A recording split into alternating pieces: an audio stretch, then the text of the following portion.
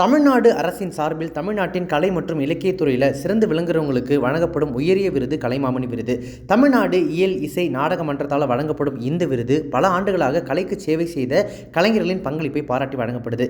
கலைமாமணி விருது பெறும் கலைஞர்களுக்கு 3 சவரன் தங்கப்பதக்கமும் விருது பட்டயமும் வழங்கப்படும். இந்த நிலையில் இந்த ஆண்டு தமிழக அரசு 2021, 2022 மற்றும் 2023 ஆண்டுகளுக்கான கலைமாமணி விருதுகளை அறிவிச்சிருக்காங்க. அதன் அடிப்படையில் வெளியான கலைஞர்களுடைய பட்டியலில் கலைமாமணி விருது பெறக்கூடிய 2021க்கான திரை நட்சத்திரங்கள் யார் அப்படின்னு பார்த்தீங்கன்னா, நடிகர் எஸ். ஜே. சூர்யா, இசையமைப்பாளர் அனிருத், நடிகை சாய் பல்லவி, இயக்குனர் லிங்குசாமி. கலைமாமணி விருது பெறக்கூடிய 2022க்கான திரை நட்சத்திரங்கள் யார் அப்படின்னு பார்த்தீங்கன்னா, நடிகர் விக்ரம் பிரபு, நடிகர் ஜெயா, வி. சி. குகநாதன். கலைமாமணி விருது பெறக்கூடிய 2023க்கான திரை நட்சத்திரங்கள் யார் அப்படின்னு பார்த்தீங்கன்னா, நடிகர் மணிகண்டன், நடிகர் ஜார்ஜ் மரியான், இசையமைப்பாளர் அனிருத், டான்ஸ் மாஸ்டர் சாண்டி மற்றும் பின்னணி பாடகி ஸ்வேதா மோகன். இவங்களுக்கெல்லாம் தான் இப்போ கலைமாமணி விருதுகள் அறிவிச்சிருக்காங்க. இதில் ஒரு சிலருடைய பேர் சர்ச்சைக்கு உள்ளாக்கியிருக்கு. முக்கியமாக 2022க்கான திரை நட்சத்திரங்களில் நடிகர் விக்ரம் பிரபுவுக்கு கலைமாமணி விருது அறிவிக்கப்பட்டிருக்கிறது மிகப்பெரிய அளவில் சர்ச்சைக்கு உள்ளாகியிருக்கு.